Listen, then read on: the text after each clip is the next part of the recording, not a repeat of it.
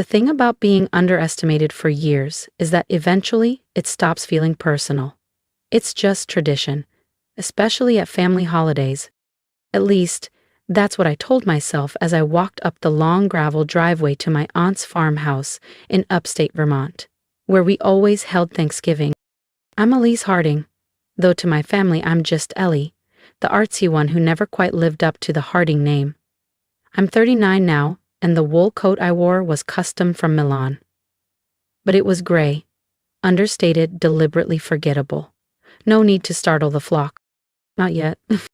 Well, look who remembered where we live. My cousin Blake leaned against the porch railing, his smirk as smug as ever. Ellie, the artsy queen, he added, to a round of chuckles. I smiled politely, thinking of the Q4 reports waiting on my desk back in the city. They had no idea what kind of bombshell today would bring. Inside it was the usual roll call, Aunt Lydia dishing out critiques like gravy, my brother Michael bragging about his finance job, Blake and his sister Kara both still working for the family lumber business like it was a royal lineage. Elise, really? Aunt Lydia wrinkled her nose. That coat looks like something from a rummage bin. Don't you run a little shop or something? Still selling second-hand scarves? Kara chimed in, sipping cider like it was champagne. Before I could respond, my assistant Mia walked in from the kitchen, carrying a tray of hors d'oeuvres. Blake raised an eyebrow. Who's she? My assistant, I said. A pause, an awkward silence. You have an assistant? Kara asked, genuinely confused. Mia set the tray down and handed me my phone. Mr. Harding, your legal team just confirmed the acquisition. You now own full rights to the Harding Timberland brand name. Dead silence. Blake paled. I took a sip of wine. Oh, right. I forgot to mention. I bought the company. Happy Thanksgiving. At success, I thought, taking a sip of Pinot Noir to hide the smirk tugging at my lips. The so-called Harding way had driven their legacy straight into a ditch. While they were busy promoting cousins and clinging to outdated strategies, I'd built an empire quietly, brick by digital brick. Speaking of success, Kara piped up, practically vibrating in her seat. Wait until you hear our big news. We're expanding, she announced, her voice practically echoing off the rustic dining room beams. Harding Timberland is opening 3 new plants next year. Uncle Henry is even floating the idea of going public. I nearly choked on my wine. They were planning an expansion? When I knew from court filings that their contractors hadn't been paid in 90 days? When a lien had just been filed on their central mill? That's ambitious, I said mildly. Of course you wouldn't understand, Uncle Henry added, not even bothering to mask the condescension. Business strategy isn't exactly your thing, Ellie. It takes more than flipping handbags online to run a real company. Laughter rippled through the room. Ah, yes.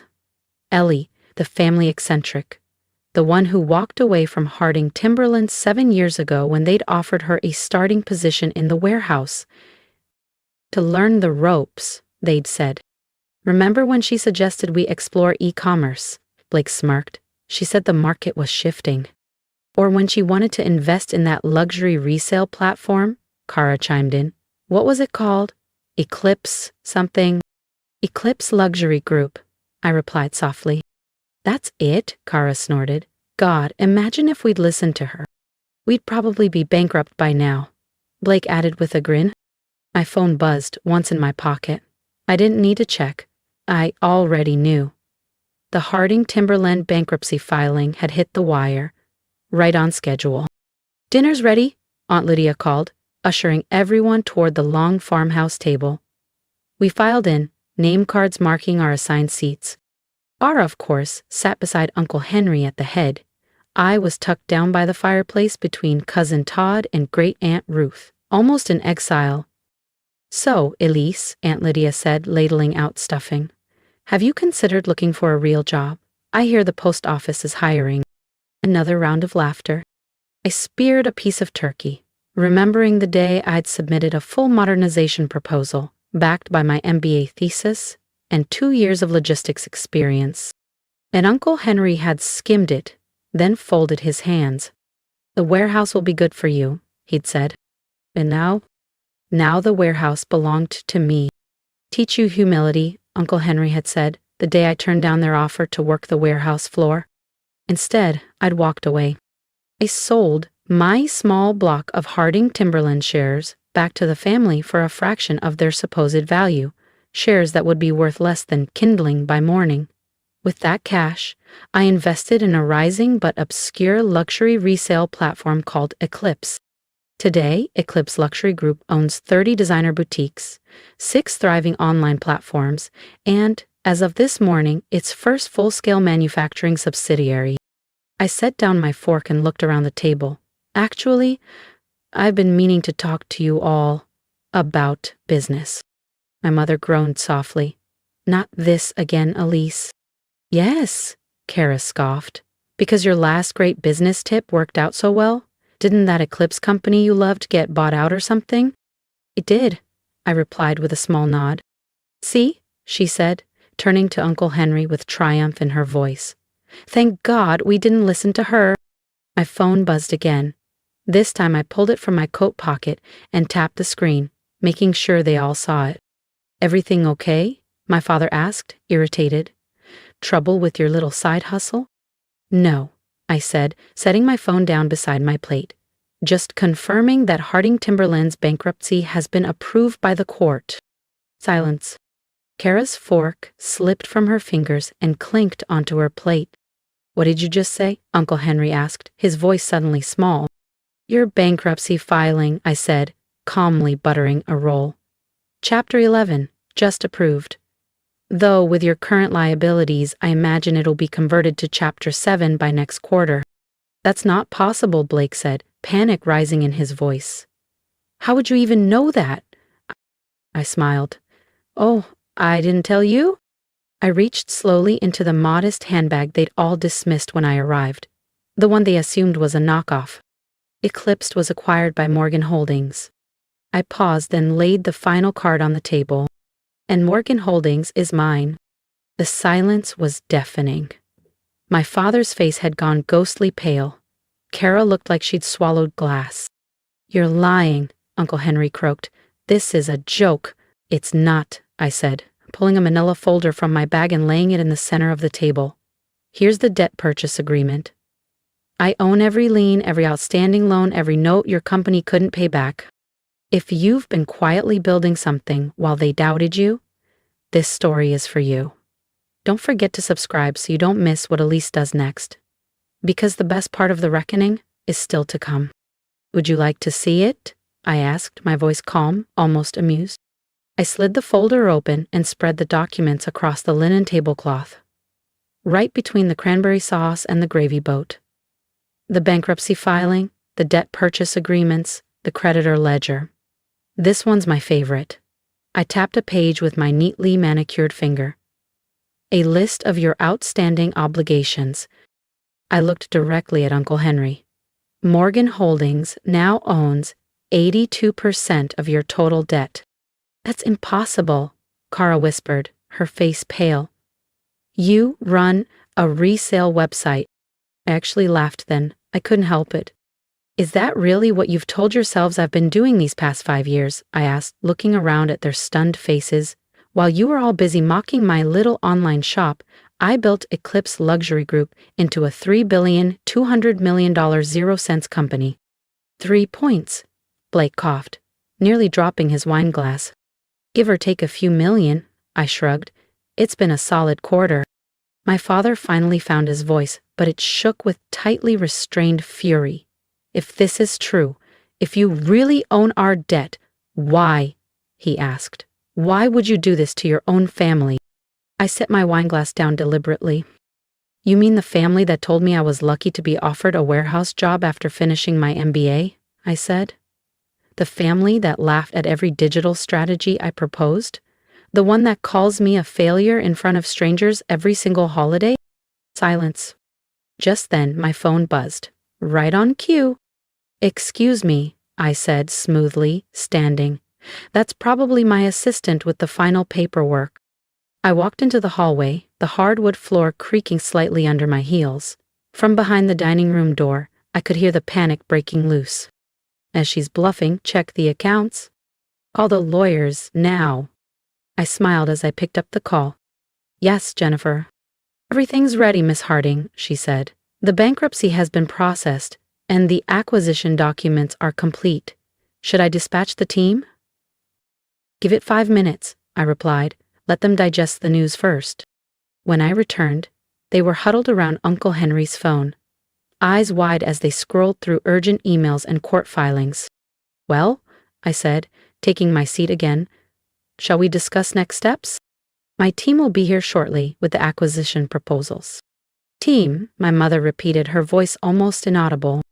As if on cue, the doorbell rang. I glanced at my watch. Right on time. That would be my legal and financial advisors, I said pleasantly. I hope you don't mind if they join us for dessert. My father stood, face red. Now wait just a minute, Elise. Actually, no, I interrupted. You're bankrupt. You've defaulted on $142 million, 0 cents in loans. Loans that I now control. So you have exactly 2 choices. Work with me on an orderly restructuring and sale, I said evenly, or I force liquidation first thing Monday morning. Chiara burst into tears, mascara streaking down her cheeks. But the expansion plans, the new mills, were never going to happen, I finished for her. Harding Timberland has been insolvent for months. Did any of you actually read the financial reports? Or were you too busy handing out titles and planning cocktail parties to notice you were bleeding cash? At that moment, Jennifer entered with the rest of my team, 3 attorneys and 2 financial advisors, all in sleek navy suits, each holding a leather briefcase. The contrast between their calm professionalism and my family's stunned expressions was, frankly, delicious. Ms. Harding, one of the attorneys greeted me with a polite nod. Shall we begin? Please, I said, motioning toward the dessert plates my mother had just laid out. Help yourselves to some pumpkin pie while we work. My mother's recipe is excellent. For the next 2 hours, we reviewed the full picture, the debt structure, the missed payments, the looming defaults, and my proposed acquisition terms. I'd spent almost a year preparing this, quietly acquiring their debt through various shell companies, waiting as they ignored the warning signs and doubled down on bad decisions. This is thorough, Uncle Henry finally said, reluctantly flipping through the restructuring binder. Unlike some people, I replied with a hint of a smile, I actually understand business strategy. By the time we were done, Harding Timberland was no longer theirs in anything but name, and even that would soon change. I'd offered terms that were generous, given the circumstances, but no one at that table was left uncertain about who controlled the future now. As my team packed up their documents, I stood and addressed the room. Mo, I said. Kara, Blake, Todd, your positions are being eliminated. Please clear out your offices by Monday. You're firing us, Cairo shrieked. We're your family. No, I replied coolly. I'm firing underqualified managers who were promoted through nepotism. But if it helps, I hear the post office is hiring. I smoothed the front of my simple gray dress. Plain by choice, a symbol of restraint, not lack. Thank you for dinner, Mom, I said. The turkey was excellent, even if we didn't quite get to dessert. Elise, my father's voice cracked as I turned to leave. Was all of this just revenge? I looked back at the table, at the stunned faces, the half-eaten food, the folder still lying open like a wound. No, Dad, I said, this was business. I paused at the door. The revenge, that's just a bonus. As I walked out to the driveway, I heard Kara wailing about losing her house, her Pilates instructor, her club membership. Blake shouted something about suing me, but they had nothing left to fight with. I slid into the black S-Class Mercedes I'd leased specifically for today. As I pulled away, I caught them in the rearview mirror, clustered at the window, watching me leave. Then my phone buzzed one final time, a message from Jennifer. Congratulations, Ms. Harding. The acquisition announcement is queued for Monday morning. Jennifer's message lit up my phone just as I emerged onto the highway, the farmhouse and its stunned occupants shrinking behind me.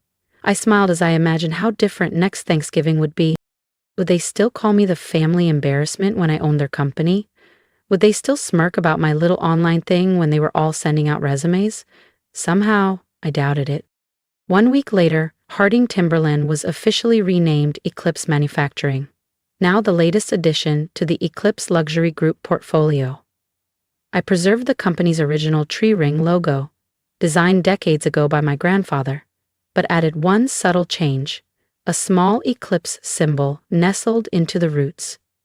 A quiet, permanent reminder that the family failure had eclipsed them all. Kara eventually found a job at a local department store. Not Walmart, but not far off. Blake and Todd left Vermont entirely, their reputations scorched by the collapse. Last I heard, Blake was managing inventory in Arizona. Uncle Henry retired, in silence, his legacy replaced by a footnote in the acquisition documents. My father called once. About a month later, he left a voicemail. It began with, "I was wrong about you," and ended with, "Would you consider bringing me on as a consultant?" I had my assistant reply with the same polite rejection letter we use for all unsuccessful applicants. That Thanksgiving, I didn't return to the farmhouse. I was in Milan closing another deal, too busy running my empire, including the company that had once defined my family's pride. But I did send a card. One to each of them, embossed with the Eclipse Manufacturing logo. Inside, a short note. Thankful for all the lessons you taught me about real business. Hope you're enjoying your real jobs. Sometimes, success is the best revenge. Sometimes, the one they laughed at becomes the one they answer to. And sometimes, karma wears heels and arrives with a side of pumpkin pie. If you've ever been the one they whispered about at family gatherings, the one dismissed, overlooked, or underestimated, then you know what it feels like to carry silent ambition in a room full of loud egos. I didn't fight back with shouting matches or dramatic exits. I built quietly, steadily, behind the scenes, and now, I stand not in spite of their doubt, but because of it. If my story resonated with you, I'd love to hear from you. Leave a comment below, share your own story. Tell me, when did you stop waiting for their approval and start writing your own ending? To everyone watching this who feels stuck at the bottom of someone else's ladder, let me say this: you don't have to climb their ladder. You can build your own. You can fail in private, succeed in silence, and return only when you're ready to walk in as the one who owns the building. You don't owe anyone your process, only your results. And when those results speak for themselves, let them. If you believe in second chances, silent strength, and poetic justice, subscribe, not just for me, but for every story like mine. Because we are many, and our voices matter. Not all success is loud. Some of it sounds like a quiet knock on a boardroom door. Some of it tastes like cold turkey and warm revenge. And sometimes, success means finally hearing your own voice over everyone else's. Thank you for listening to mine. Let's keep this conversation going, because no one gets to define your worth but you.